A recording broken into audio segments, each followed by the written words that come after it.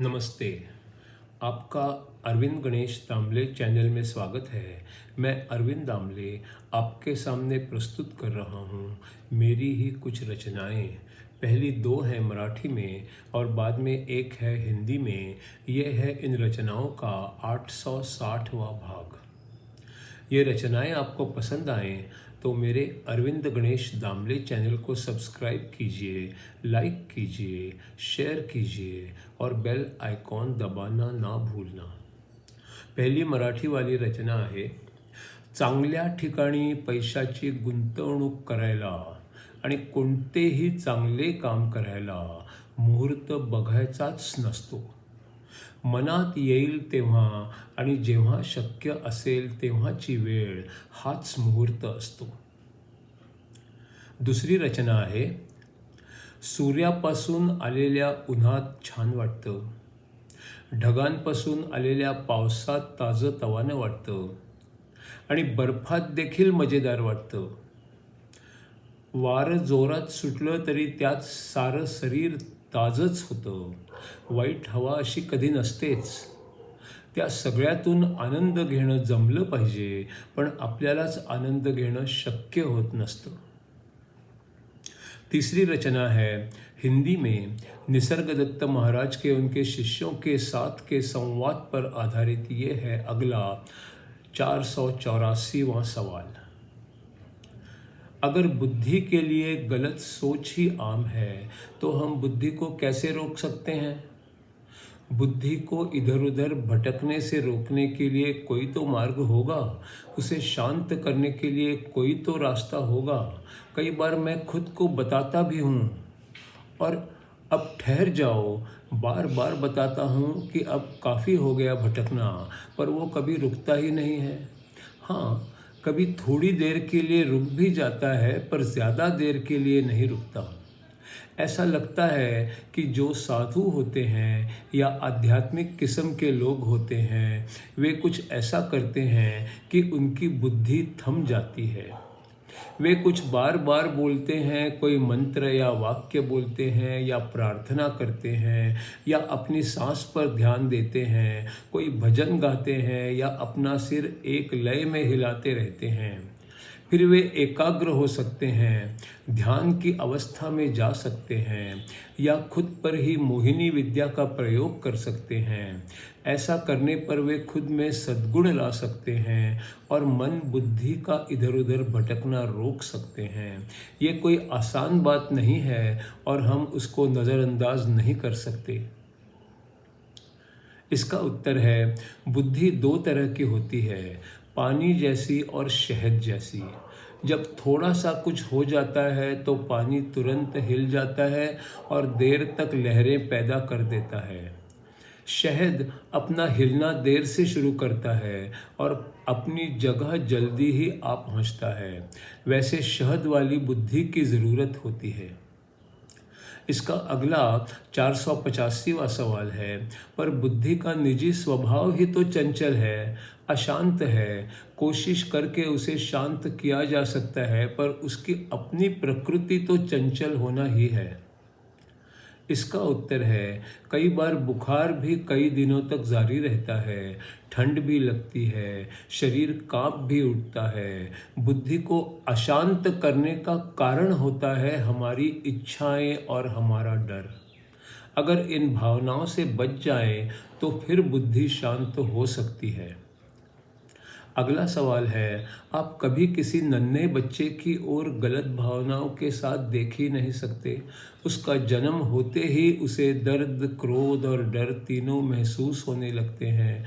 भूख उसे बहुत कुछ सिखाती है, क्रोध भी सिखाता है और स्वातंत्र्य भी सिखाता है। माँ उसकी भूख मिटाती है, इसलिए बच्चा माँ पर प्रेम भी करता है और अगर समय पर भूख ना मिटे तो उस पर क्रोध भी करता है। कई बातें हम होश और बेहोशी के बीच की स्थिति में धकेल देते हैं। वे बहुत बार परस्पर विरोधी भी होती हैं। वे सब समय समय पर होश की स्थिति में आ जाती हैं और फिर मन में ऊधम मच जाता है और संघर्ष शुरू हो जाता है। मन असमंजस में पड़ जाता है। इस तरह हम हमेशा एक ज्वालामुखी पर विराजमान होते हैं और लगातार किसी संकट का सामना करते रहते हैं। मैं ये छोड़ देता हूँ और कहता हूँ कि जो समाज शांत होता है वो मन और बुद्धि को भी शांत करता है। आप जब शांत लोगों से दूर हो जाते हैं, आप भी अपनी शांति खो देते हैं। मन में फिर से संघर्ष शुरू हो जाता है और क्रोध भी आ जाता है। मुझे अपने गुरु के पास शांति का लाभ होता है और इसीलिए मैं बार बार भारत आता हूँ। इसका जवाब है, आपको लगता है कि आप यहाँ आते जाते रहते हैं और मन की खुशी की अलग अलग अवस्थाओं का अनुभव करते रहते हैं। मैं इसको आपकी भांति नहीं देखता।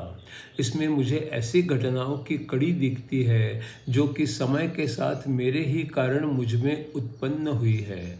आप और मैं अलग हैं और आप अभी तक मेरे भी नहीं हैं, क्योंकि आपने मुझे अभी तक गुरु के रूप में स्वीकार भी नहीं किया है। मैं ऐसा हूँ कि मैं यहाँ के किसी भी नियम से पराजित नहीं हो सकता और मैं उनके अधीन भी नहीं हूँ। मैं पूरी तरह स्वतंत्र हूँ। आपकी बुद्धि अलग तरह से चलती है और सोचती है, उसे ना सुनने की आदत है और वो विरोधी सोचों से असमंजस में पड़ जाती है। मेरे मन और बुद्धि में स्पष्टता है, कोई दुविधा नहीं है और कोई संदेह भी नहीं है। मैं एक अलग सतह पर जीता हूँ। मुझे खोजो भी मत और मेरा वर्णन भी ना करो। मेरे खिलाफ कोई भी चीज़ नहीं है और मेरी ओर से भी कोई चीज़ नहीं है। मैं इन सब के परे हूँ। मैं सिर्फ हूँ। मुझे कोई चिंता नहीं है और कोई डर भी नहीं है। आपका अनुभव क्या है? क्या आप अपने को स्थिर और पूर्ण पाते हो या अपूर्ण और बदलने वाले पाते हो? हाँ, कभी निर्भय पाता हूँ और कभी पूर्ण भी पाता हूँ, पर वो स्थिति ज़्यादा देर तक नहीं रहती। कभी लगता है कि मैं बिल्कुल अकेला हूँ और मेरा और किसी से कोई संबंध नहीं है। यही तो आपके और मेरे विचारों में फ़र्क है। जब कोई हिंदू सोचता है तो वो विचार और भावनाओं के बारे में ज़्यादा सोचता है। किसी हिंदू को कोई विचार देने पर उसके मन में भी विचार और भावनाएं उभर कर आती हैं। पश्चिम के लोगों में उल्टा होता है।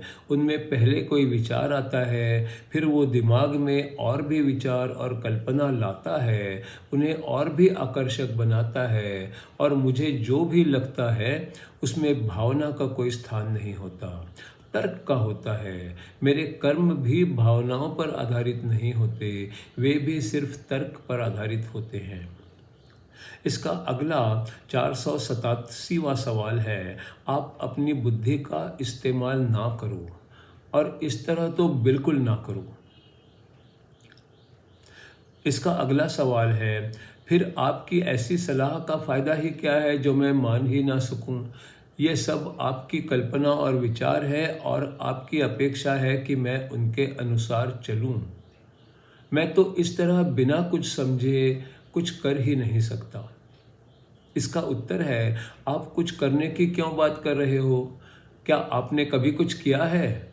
आप कभी कुछ करते ही नहीं। कोई ऐसी शक्ति है जो जब वो चाहे तब आपके हाथों कुछ करवाती है, पर आप समझते हो कि आप ही कुछ कर रहे हो। पर सच में तो जो कुछ हो रहा है उसे आप सिर्फ देख रहे हो, आप कुछ भी नहीं कर रहे। जो वो शक्ति चाहती है उसमें आप कुछ बदलाव भी नहीं कर सकते।